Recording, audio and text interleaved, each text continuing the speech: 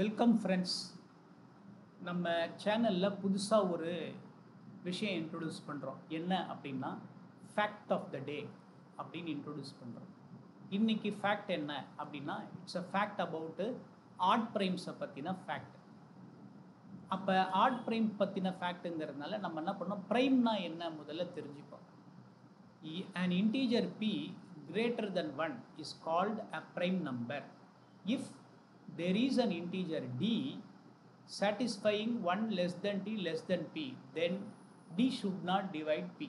அப்படின்னா என்ன அர்த்தம்? நம்ம யூஸ்வலாக ப்ரைம் நம்பர் டெஃபினிஷன் என்ன சொல்லியிருப்பாங்கன்னா, a prime number is a positive integer greater than 1 having exactly two divisors, namely 1 and p அப்படின்னு சொல்லியிருப்பாங்க. அதை தான் எப்படி சொல்கிறோன்னா, ப்ரைம் நம்பர் ஒன்றை விட அதிகமாக இருக்கணும் அண்ட் எந்த மாதிரி பாசிட்டிவ் இன்டீஜர்லாம் ஒன்றுக்கும் பிக்கும் இடையில இருக்கோ அந்த பாசிட்டிவ் இன்டீஜர் எதுவும் பியை டிவைட் பண்ணக்கூடாது. ஸோ ப்ரைம் நம்பரோட டெஃபினிஷன் இப்படி சொல்லிட்டோம். எக்ஸாம்பிள்னா சொல்லுவோம் நம்ம. எக்ஸாம்பிள் ஆஃப் ப்ரைம் பார்த்தீங்கன்னா 2, 3, 5, 7, 11, 13, 17 அப்படி போயிட்டே இருக்கும். அண்டு நமக்கு தெரியும் infinitely many number of primes இருக்குது அப்படின்னு சொல்லிட்டு இதுக்கு கிளாசிக்கல் ப்ரூஃப்ஸ் எல்லாம் இருக்குது இது ப்ரூவ் பண்ணுறதுக்கு. சரி, அது நம்ம வந்து வேறு ஒரு அக்கேஷனில் பார்ப்போம். அதை இப்போ இந்த லிஸ்ட் ஆஃப் ப்ரைம்ஸ் பார்த்தீங்கன்னா 2 is the only even prime.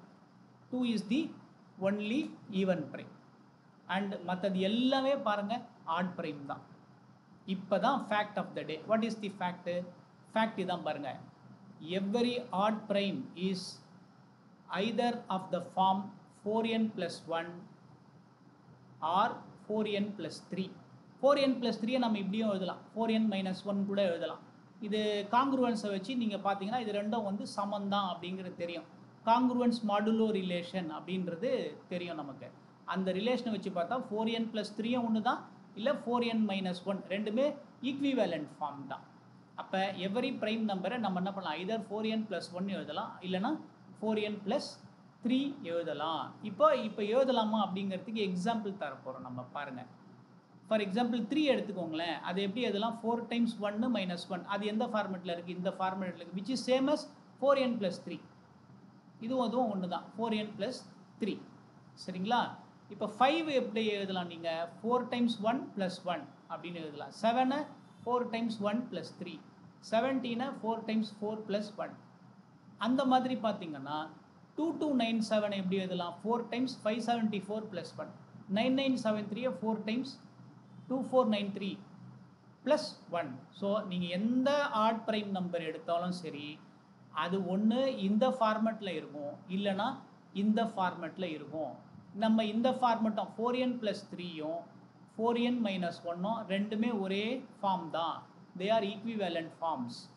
அதில் ரெண்டு தான். அப்போ எந்த ப்ரைம் நம்பர் எடுத்தாலும் ஐதர் 4n plus 1 டைப்பில் இருக்கும் இல்லைனா 4n plus 3 டைப்பில் இருக்கும். இதுதான் ஃபேக்ட் ஆஃப் த டே.